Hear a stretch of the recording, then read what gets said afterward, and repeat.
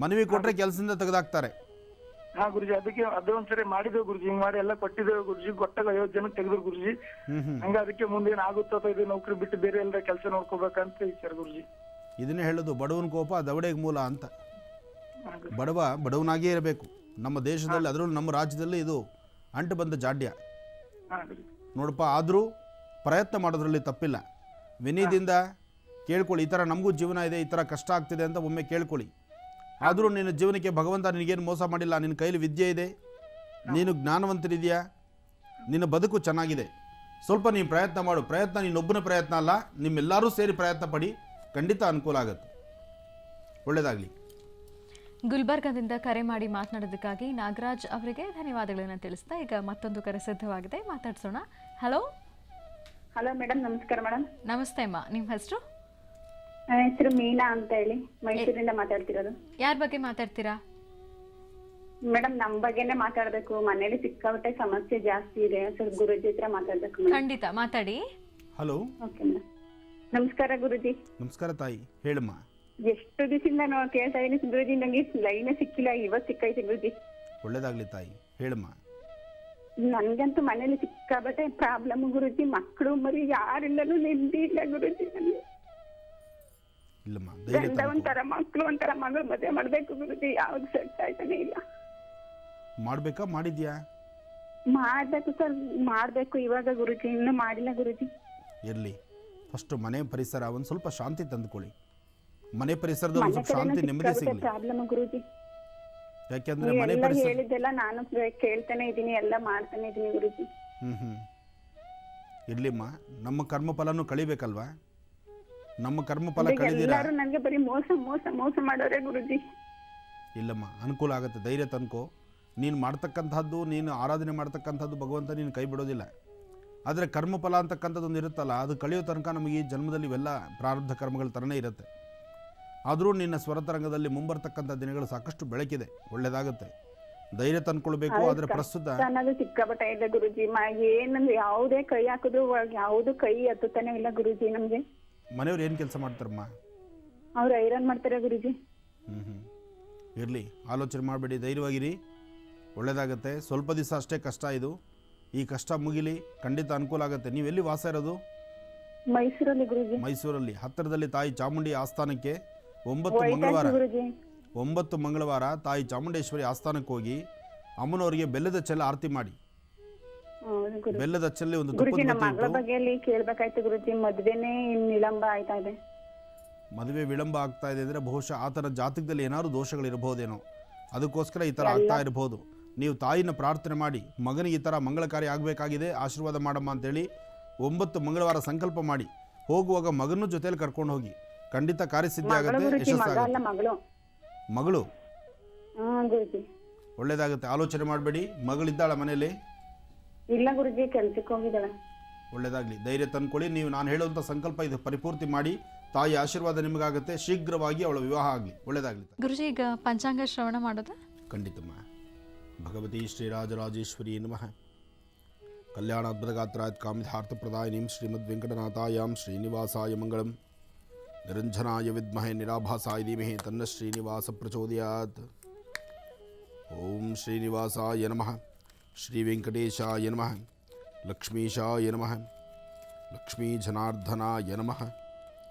ಶ್ರೀ ಧರ್ಮುಕಿ ನಾಮ ಸಂವತ್ಸರೇ ದಕ್ಷಿಣಾಯನೇ ಹೇಮಂತ ಋತು ಪುಷ್ಯಮಾಸ ಶುಕ್ಲಪಕ್ಷ 4/1/2017 ಬುಧವಾರ. ಸೃಷ್ಟಿ ಪೂರ್ವಾಭಾದ್ರ ನಕ್ಷತ್ರ.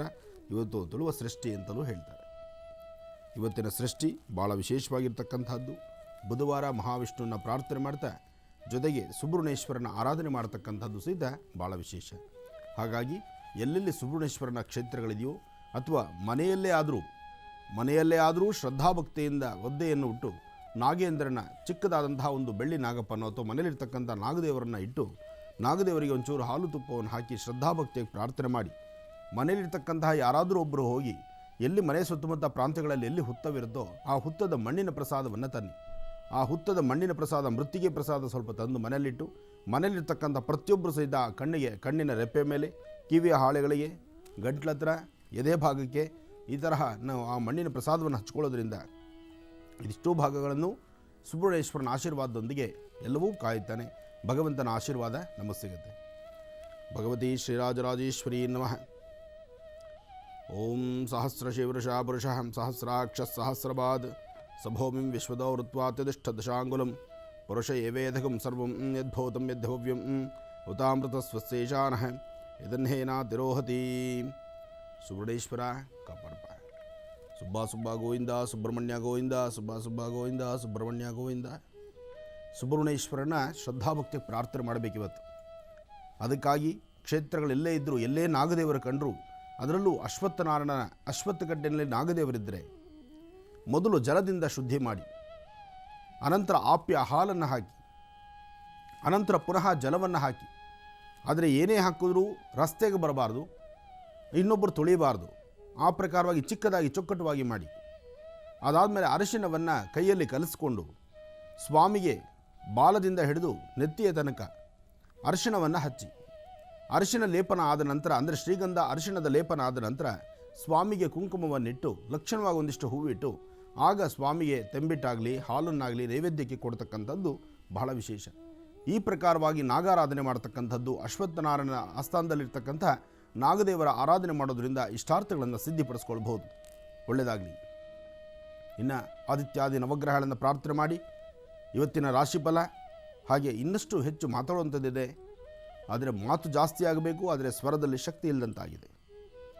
ಇವತ್ತು ನಾವು ಸಹಿತ ಆಯುರ್ವೇದಿಕ್ ಮೆಡಿಸಿನ್ ತೊಗೊಳ್ಬೇಕು. ಒಂದಿಷ್ಟು ಮೆಣಸಿನ ಸಾರು ಅಥವಾ ಜೀರಿಗೆನೋ ಮೆಣಸು, ನಮ್ಮ ಸ್ವರಕ್ಕೂ ಒಂದಷ್ಟು ಶಕ್ತಿ ಬೇಕಾಗಿದೆ. ಇರಲಿ. ನಮಃ ಸೂರ್ಯಾಯ ಚಂದ್ರಾಯ ಮಂಗಳಾಯ ಬುಧಾಯ ಚ ಗುರು ಶುಕ್ರ ಶನಿಭ್ಯಶ್ಚಾರಾಹವೇ ಕೇತವೇ ನಮಃ. ಮೃತ್ಯುಂಜಯಾಯ ರುದ್ರಾಯ ನೀಲಕಂಠಾಯ ಶಂಭವೇ ಅಮೃತೇಶಾಯ ಸರ್ವಾಯ ಮಹಾದೇವಾಯ ತೇ ನಮಃ.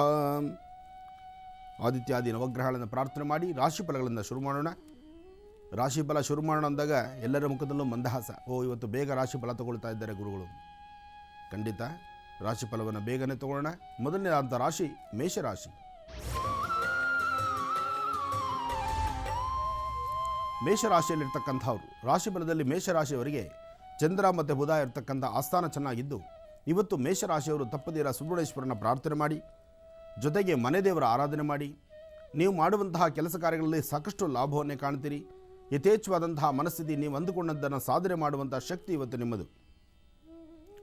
ಮೇಷರಾಶಿಯಲ್ಲಿರ್ತಕ್ಕಂಥವರು ಇವತ್ತಿನ ದಿವಸ ಸಾಧ್ಯವಾದರೆ ಒಂದಿಷ್ಟು ಬೆಲ್ಲದ ಚೂರನ್ನು, ಬೆಲ್ಲದ ಪುಡಿನ ಒಂದಿಷ್ಟು ಇರುವೆಗಳಿಗೆ ಹಾಕಿ, ಅಥವಾ ಒಂದಿಷ್ಟು ಮಕ್ಕಳಿಗೆ ಏನಾದರೂ ಸಿಹಿ ತಿಂಡಿನ ಕೊಡಿ. ಮೇಷರಾಶಿಯಲ್ಲಿರ್ತಕ್ಕಂಥವರು ಮಧ್ಯಾಹ್ನ 12 ಗಂಟೆವರೆಗೂ ಇವತ್ತು ನಿಮ್ಮ ಕೆಲಸ ಕಾರ್ಯಗಳಲ್ಲಿ ಮಂದಗತಿಯಲ್ಲೇ ಸಾಗುತ್ತೆ. 12 ಗಂಟೆ ದಾಟದ ಮೇಲೆ ಸ್ವಲ್ಪ ಮಟ್ಟಿಗೆ ಚುರುಕಾಗಿ ಮುಂದುವರಿಯುವಂತಹ ಕಾಲ ಇವತ್ತು. ಹಾಗೆ ಮೇಷರಾಶಿಯಲ್ಲಿರ್ತಕ್ಕಂಥವರು ಇವತ್ತು ದುರ್ಗಾ ಗಣಪತಿಯನ್ನು ಪ್ರಾರ್ಥನೆ ಮಾಡೋದ್ರಿಂದ ಇಷ್ಟಾರ್ಥವನ್ನು ಸಿದ್ಧಿಪಡಿಸ್ಕೊಳ್ತೀರಿ. ದುರ್ಗಾ ಗಣಪತಿ ಆರಾಧನೆ ಆಗಬೇಕು, ಇಷ್ಟಾರ್ಥವನ್ನು ಸಿದ್ಧಿಪಡಿಸ್ಕೊಳ್ಬೇಕು. ಇನ್ನು ವೃಷಭ ರಾಶಿ. ವೃಷಭ ರಾಶಿಯಲ್ಲಿರ್ತಕ್ಕಂಥವರು ನಿಂದನೆಯ ಮಾತು ಕೇಳ್ತೀರಿ, ನಿಂದಕರ ಮಧ್ಯದಲ್ಲಿರ್ತೀರಿ. ಆ ನಿಂದಕರು ಪ್ರತಿ ಕ್ಷಣಕ್ಕೂ ಪ್ರತಿ ಕಾಲಕ್ಕೂ ಎದುರಾಗ್ತಿರ್ತಾರೆ. ಇದಕ್ಕಾಗಿ ಮನನೊಂದುಕೊಳ್ಳುವಂಥದ್ದು, ತುಂಬ ಕಣ್ಣೀರು ಹಾಕುವಂಥದ್ದಾಗಲಿ, ಅಥವಾ ಮನಸ್ಸಲ್ಲಿ ಏನೋ ಒಂದು ಬಾಧೆ ಇದ್ದು ಮಾಡಬೇಕಾದ ಕೆಲಸ ಕಾರ್ಯಗಳ ಕಡೆ ಗಮನ ಕಡಿಮೆ ಮಾಡುವಂಥದ್ದಾಗಲಿ, ಅಥವಾ ದೂರ ಬಾರ ಹೊರಡಬೇಕಾದಂಥ ಪರಿಸ್ಥಿತಿ ಇದ್ದರೂ ಸಹಿತ ಹೊರಡಲಿಕ್ಕೆ ಆಗದಿರೇ ಇರತಕ್ಕಂಥದ್ದು ಸಹಿತ ಇರಬಹುದು. ವೃಷಭ ರಾಶಿಯಲ್ಲಿರ್ತಕ್ಕಂಥವರು ಯಾವುದೇ ಕೆಲಸ ಕಾರ್ಯಗಳನ್ನು ಮಾಡಬೇಕಾದರೂ ನಿಮ್ಮ ಮನೆ ದೇವರ ಪ್ರಾರ್ಥನೆ ಬೇಕು. ಜೊತೆಗೆ ನೀವು ಮಾಡುವಂತಹ ಕೆಲಸಗಳ ಯಶಸ್ಸಿಗೋಸ್ಕರ ಇವತ್ತು ಧನ್ವಂತರಿ ಮಹಾವಿಷ್ಣುವನ್ನ ಪ್ರಾರ್ಥನೆ ಮಾಡೋದ್ರಿಂದ ಇಷ್ಟಾರ್ಥವನ್ನು ಸಿದ್ಧಿಪಡಿಸ್ಕೊಳ್ತೀರಿ.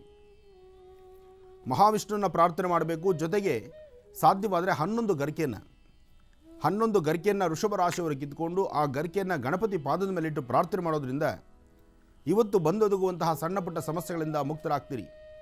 ಆರೋಗ್ಯವನ್ನು ಸರಿಪಡಿಸ್ಕೋಬೇಕು. ಆರೋಗ್ಯದಲ್ಲಿ ವ್ಯತ್ಯಾಸ ಆಗ್ತಿದೆ ವೃಷಭ ರಾಶಿಯವರಿಗೆ. ಇನ್ನು ಮಿಥುನ ರಾಶಿ.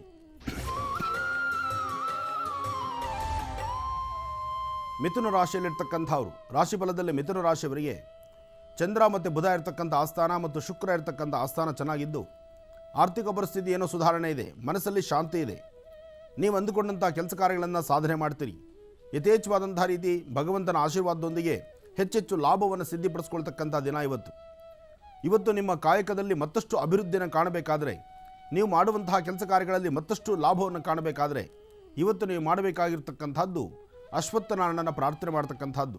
ಮಿಥುನ ರಾಶಿಯವರು ಅಶ್ವತ್ಥನಾರಾಯಣನ ಪ್ರಾರ್ಥನೆ ಮಾಡೋದ್ರಿಂದ ಮೂಲತೋ ಬ್ರಹ್ಮರೂಪಾಯ ಮಧ್ಯಾಂತೋ ವಿಷ್ಣುರೂಪಿಣಿ ಅಗ್ರದಂ ಶಿವರೂಪಾಯ ವೃಕ್ಷರಾಜಾಯತಿ ನಮಃ ಹೀಗೆ ವೃಕ್ಷರಾಜನ್ನು ಪ್ರಾರ್ಥನೆ ಮಾಡಿ ಒಂದಷ್ಟು ಪಕ್ಷಿಗಳಿಗೆ ಏನಾದ್ರು ಒಂದಿಷ್ಟು ಪದಾರ್ಥಗಳನ್ನು ಹಾಕೋದ್ರಿಂದ ಮಿಥುನ ರಾಶಿಯಲ್ಲಿರ್ತಕ್ಕಂಥವ್ರು ಸಾಕಷ್ಟು ಲಾಭವನ್ನೇ ಕಾಣ್ತೀರಿ. ಒಳ್ಳೆಯದಾಗಲಿ.